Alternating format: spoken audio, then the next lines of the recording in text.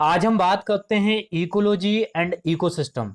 Ecology की बात करें तो ecology it is a branch of biology, जिसमें कि हम बायोटिक एंड एबायोटिक कंपोनेंट के बारे में स्टडी करते हैं, इनके इम्पोर्टेंस को देखते हैं, रोल्स को देखते हैं एंड डिसएडवांटेज को देखते हैं and study of interaction between the biotic and abiotic component and relationship of biotic and abiotic component. And ecology define the relationship between the organism and their environment and interacting with their surrounding. हम इनके interaction की study करते हैं, जैसे कि जो bio component है उनका इंटरेक्शन किस किस के साथ है वो हम स्टडी करते हैं, क्या क्या उनका इंटरेक्शन रहेगा और क्या उनके इम्पोर्टेंस रहेंगे, क्या उनके डिसएडवांटेज रहेंगे। जैसे कि अगर हम सराउंडिंग की बात करें तो सराउंडिंग में हमारे प्लांट होते हैं, एनिमल्स होते हैं और माइक्रो ऑर्गेनिज्म होते हैं। इन सब के इंटरेक्शन की हम स्टडी किसमें करते हैं? इकोलॉजी में। तो इकोलॉजी में हम इनके इंटरेक्शन की स्टडी करेंगे। तो जैसे कि अगर हम इंटरेक्शन की बात करें तो ह्यूमन इंटरेक्शन टू एनिमल और एनिमल इंटरेक्शन टू ह्यूमन, और एनिमल से हम मिल्क भी प्राप्त करते हैं, तो एनिमल का जो रोल है इम्पोर्टेंस वो फूड चेन में भी है एंड जो प्लांट होते हैं उनका भी फूड चेन में रोल रहता है। और animal interaction to plant, forest and natural resources and human interaction to plant and flower. Human का इंटरेक्शन फ्लावर से भी होता है, वर्शिप में भी फ्लावर यूज किए जाते हैं। और human interaction natural resources, natural resources से ह्यूमन का इंटरेक्शन रहता है, उनके बारे में स्टडी करते हैं कि जो बायोटिक एंड एबायोटिक कंपोनेंट हैं उनके क्या इम्पोर्टेंस हैं, क्या उनके डिसएडवांटेज हैं और कैसे एक दूसरे के साथ इंटरेक्ट करते हैं। ये सब हम स्टडी किसमें करते हैं? इकोलॉजी में। Introduction of ecology. इकोलॉजी की अगर हम इंट्रोडक्शन की बात करें तो ecology define the relationship between the organism and their environment and interacting with their surrounding, and ecology is a branch of biology. जैसे कि अगर कोई सा इस इंसेक्ट है, वो इंसेक्ट है और वो इंसेक्ट किस किस के साथ इंटरेक्ट करेगा, जैसे इंसेक्ट इंटरेक्ट करता है plant, animal, soil, air, water. तो इनके इंटरेक्शन की जो स्टडी हम करते हैं वो इकोलॉजिकल स्टडी कहलाती है। इकोसिस्टम की अगर हम बात करें तो ecosystem is a self regulating group, जिसमें कि जो बायोटिक कंपोनेंट हैं वो इंटरेक्ट करते हैं abiotic component. Ecosystem is an integrated unit. Ecosystem क्या है? एक इंटीग्रेटेड यूनिट है जिसमें कि जो इंटरेक्शन है, जो जैसे कि plant and animals and micro organism हैं, उनका जो इंटरेक्शन है वो एबायोटिक कंपोनेंट्स के साथ होता है, या फिर कह सकते हैं जो प्लांट हैं, एनिमल हैं एंड माइक्रो ऑर्गेनिज्म हैं, उनका जो सर्वाइवल है वो डिपेंड करता है maintenance and regulation of biotic and abiotic structure and function. या फिर कह सकते हैं an ecosystem is an integrated unit consisting of interacting plants, animal and microorganism whose survival depend upon the maintenance and regulation of their biotic and abiotic structure and function. Structural features of ecosystem। अगर हम structural features of ecosystem की बात करें तो ये consist करता है biotic structure and abiotic structure. तो सबसे पहले हम बात करते हैं biotic structure. Number A biotic structure, जिसमें कि नंबर 1 प्रोड्यूसर, इसमें प्लांट आते हैं और सम माइक्रो ऑर्गेनिज्म। प्लांट की अगर हम बात करें तो ये अपने भोजन का निर्माण with the help of carbon dioxide and photosynthesis से करते हैं। और सम माइक्रो ऑर्गेनिज्म की अगर हम बात करें तो जो माइक्रो ऑर्गेनिज्म हैं वो अपने भोजन का निर्माण by the help of oxidation of certain chemicals in the absence of sunlight. ये अपने भोजन का निर्माण सर्टेन केमिकल से करते हैं by oxidation process in absence of sunlight. Number 2, consumers. Consumers की अगर हम बात करें तो ये जो कंज्यूमर्स हैं ये अपने फूड का निर्माण या फिर ऑर्गेनिक फूड का निर्माण by feeding upon other organism को फीड करके अपने भोजन का निर्माण करते हैं, कंज्यूमर कहलाते हैं। Consumer divided into 4 part. तो जैसे कि नंबर ए की अगर हम बात करें जिसमें कि हर्बीवोरस की अगर हम बात करें तो इसमें प्लांट ईटर होते हैं। हर्बीवोर्स क्या होते हैं? Plant eater. Herbivores plant eater होते हैं और ये प्राइमरी कंज्यूमर कहलाते हैं। जैसे कि example rabbit, insect, man. Number B, carnivores या फिर कार्निवोरस, तो ये मीट ईटर होते हैं और ये सेकेंडरी और टर्सरी कंज्यूमर कहलाते हैं।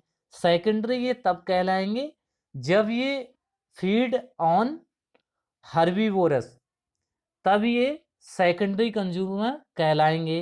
जब ये फीड ऑन कार्निवोरस तो ये टर्सरी कंज्यूमर कहलाएंगे। नंबर सी, ओमनीवोरस या फिर ओमनीवोर्स। ओमनीवोर्स की अगर हम बात करें तो ये प्लांट एंड एनिमल ईटर होते हैं, बोथ ईटर होते हैं। तो जैसे कि human, fox. Number D, detritivores, जो कि अपने भोजन का निर्माण feed by dead organism and waste, जैसे कि beetles, termites and ant and earthworm. Decomposer की अगर हम बात करें तो ये अपने भोजन का निर्माण ऑर्गेनिक कंपाउंड से को कन्वर्ट कर देते हैं इनऑर्गेनिक न्यूट्रिएंट। तो याद रखना है ये ऑर्गेनिक कंपाउंड को इनऑर्गेनिक न्यूट्रिएंट में कन्वर्ट कर देते हैं और इसमें जो डिकम्पोजर होते हैं वो virus, bacteria and fungi. Number B, abiotic structure. अगर हम एबायोटिक स्ट्रक्चर की बात करें तो इसमें नंबर 1, फिजिकल फैक्टर में sunlight, temperature, humidity and pressure. Number 2, inorganic substance की बात करें तो like carbon, nitrogen, phosphorus, potassium, hydrogen, oxygen and sulphur. Number 3, organic compound की अगर हम बात करें तो इसमें कार्बोहाइड्रेट, प्रोटीन्स, लिपिड।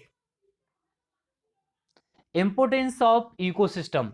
अगर हम इकोसिस्टम के इंपोर्टेंस की बात करें तो इनका फूड चेन में इंपोर्टेंस रोल है and food web and energy flow, cycling of nutrients, primary and secondary production, ecosystem development and regulation. Division of ecosystem. अगर हम इकोसिस्टम की के डिवीजन की बात करें तो three type of organism. Number 1, producer, number 2, consumer, number 3, reducer या decomposer. तो नंबर 1, प्रोड्यूसर, जिसमें कि प्लांट एंड बैक्टीरिया आते हैं। नंबर 2, कंज्यूमर, जिसमें कि herbivorous, carnivorous, omnivorous. Number 3, reducer, जिसमें कि fungi, virus, bacteria. Food chain की अगर हम बात करें जो ईटिंग सीक्वेंस होती है हम उसे फूड चेन कहते हैं। जो ईटिंग सीक्वेंस होती है हम उसे फूड चेन कहते हैं। जैसे कि ईटिंग सीक्वेंस की अगर हम बात करें तो जैसे कि एग्जाम्पल ग्रासलैंड इकोसिस्टम। ग्रास को कौन खाता है? Grass hopper. ग्रास होपर को फ्रॉग खाता है और फ्रॉग को स्नेक खाता है और स्नेक को हॉक। और जैसे कि अगर हम पॉन्ड इकोसिस्टम की बात करें तो फाइटोप्लैंक्टन को कौन खाता है? वाटरफ्लाई। वाटरफ्लाई को स्मॉल फिश, स्मॉल फिश को big fish. Trophic structure. Trophic structure की अगर हम बात करें तो ट्रॉफिक स्ट्रक्चर डिवाइडेड इनटू 5। तो नंबर 1 ऑटोट्रॉफ्स, जिसमें कि ग्रीन प्लांट आते हैं या फिर प्लांट आते हैं और जो कि अपने भोजन का निर्माण स्वयं करते हैं with the help of carbon dioxide and photosynthesis. Herbivores. Herbivores की अगर हम बात करें तो ये फीड करते हैं, ये क्या होते हैं? प्लांट ईटर होते हैं। प्लांट ईटर में कौन आता है? प्लांट ईटर में जैसे कि insect, human. Number 3 carnivores. Carnivores की अगर हम बात करें तो इन्हें सेकेंडरी कंज्यूमर कहते हैं और टर्सरी कंज्यूमर कहते हैं। इसमें कौन आता है? जैसे कि frog, dog, cat, tiger. Number 4 omnivores. Omnivores की अगर हम बात करें तो ये eat both plant and animal. जैसे कि प्लांट एंड एनिमल की अगर हम बात करें जैसे कि fox, human. Number 5 decomposer. Decomposer की अगर हम बात करें तो ये क्या करते हैं? डेड ऑर्गेनिज्म को खाते हैं। ठीक है, डेड ऑर्गेनिज्म को खाते हैं और ये हेल्प करते हैं रिसाइकलिंग ऑफ न्यूट्रिएंट्स। तो ये रिसाइकलिंग ऑफ न्यूट्रिएंट्स में हेल्प करते हैं और इसमें कौन आता है? Bacteria and fungi and virus. तो याद रखना है। तो जैसे कि ऑटोट्रॉफ, इसमें प्लांट, हर्बीवोरस, इसमें जो हर्बीवोर्स होते हैं वो कौन होते हैं? प्लांट ईटर और उन्हें प्राइमरी कंज्यूमर कहते हैं। कार्निवोर्स कौन होते हैं? मीट ईटर, उन्हें क्या कहते हैं? सेकेंडरी एंड टर्सरी कंज्यूमर कहते हैं। ओमनीवोर्स क्या होते हैं? Both plant and animal. And number 5 decomposer, जो कि डेड ऑर्गेनिज्म को खाते हैं और हेल्प करते हैं रिसाइकलिंग ऑफ न्यूट्रिएंट्स जैसे कि bacteria and fungi. Food web. Food web की अगर हम बात करें तो जो नेटवर्क ऑफ फूड चेन, जो फूड चेन का नेटवर्क है हम उसे फूड वेब कहते हैं। जैसे कि different type of organism are connected at different trophic level. जो डिफरेंट टाइप के ऑर्गेनिज्म हैं वो कनेक्टेड हैं डिफरेंट ट्रॉफिक लेवल। जैसे कि ट्रॉफिक लेवल की बात करें तो एक ट्रॉफिक लेवल से दूसरे ट्रॉफिक लेवल में जो एनर्जी का फ्लो होता है तो 50% ही एनर्जी का फ्लो होता है। जैसे कि कोई भी ट्रॉफिक लेवल है उसमें एनर्जी 100% है, तो अगर वो दूसरे ट्रॉफिक लेवल में एनर्जी का ट्रांसफर होगा तो उसमें से 50% ही एनर्जी का ट्रांसफर होगा, 50%। Significance of food chain and food web. अगर हम इसके इम्पोर्टेंस की बात करें तो इसका जो इम्पोर्टेंस रोल है, इम्पोर्टेंस फंक्शन है of energy flow and nutrient cycling and maintaining and regulating the population size of different animal. और ये इकोलॉजी, जो इकोलॉजिकल सिस्टम है उसमें एक बैलेंस बनाए रखने का काम काम करती है फूड वेब। तो याद रखना है फूड वेब क्या है? एक network of food chain, food chain का नेटवर्क है और जिसमें जो डिफरेंट टाइप ऑफ ऑर्गेनिज्म होते हैं वो कनेक्टेड हैं डिफरेंट ट्रॉफिक लेवल। इनका इम्पोर्टेंस की अगर हम बात करें तो इनका इम्पोर्टेंट है, जो रोल है फंक्शन ऑफ एनर्जी फ्लो। ठीक है, importance function of energy flow. Structure of ecosystem. Structure of ecosystem की बात करें तो इसमें देखते हैं description of the species of organism that are present including information on their life history, population and distribution in space. हम जो ecosystem है उसमें स्पीसीज को देखते हैं, नंबर ऑफ स्पीसीज कितनी हैं बायोमास कितना है, लाइफ स्टोरीज उनकी देखते हैं, एंड डिस्ट्रीब्यूशन देखते हैं, डिस्ट्रीब्यूशन ऑफ स्पेस का डिस्ट्रीब्यूशन देखते हैं। तो हम किसमें देखते हैं, स्ट्रक्चर ऑफ इकोसिस्टम। और structure of ecosystem it also include information of non living things like range of climate. Structural point of view से की अगर हम बात करें तो ecosystem consist of two basic component. तो number 1 abiotic substance. Abiotic substance की अगर हम बात करें तो इसमें नंबर ए इनऑर्गेनिक कंपोनेंट्स। इनऑर्गेनिक कंपोनेंट्स की अगर हम बात करें तो इसमें carbon dioxide, water, nitrogen, calcium and phosphate. Number B organic components की अगर हम बात करें तो इसमें proteins, carbohydrate, lipid, amino acid. Number C climate, temperature, light, soil, ETC. Biotic substance, अगर हम बायोटिक सब्सटेंस की बात करें तो इसमें number A autotrophic component, autotrophic component of producer. तो ऑटोट्रोफिक कंपोनेंट में ग्रीन प्लांट आ जाते हैं या फिर प्लांट आ जाते हैं, और ये अपने भोजन का निर्माण स्वयं करते हैं, फोटोसिंथेटिक या फोटोसिंथेसिस के थ्रू करते हैं। इसमें सम माइक्रो ऑर्गेनिज्म होते हैं। And number B heterotrophic component की अगर हम बात करें तो इसमें नंबर 1 माइक्रो कंज्यूमर, जिसमें कि हर्बीवोर्स, कार्निवोर्स। हर्बीवोर्स क्या होते हैं, प्राइमरी कंज्यूमर, एंड कार्निवोर्स क्या होते हैं, secondary and tertiary consumer. Number 2 micro consumer. Micro consumer की अगर हम बात करें तो इसमें डीकम्पोजर आ जाते हैं, जैसे कि बैक्टीरिया, वायरस और फंगी। Ecological pyramid. इकोलॉजिकल अगर हम पिरामिड की बात करें तो graphic representation of trophic structure and function of an ecosystem. हम ग्राफिकली रिप्रेजेंटेशन करते हैं इकोसिस्टम को।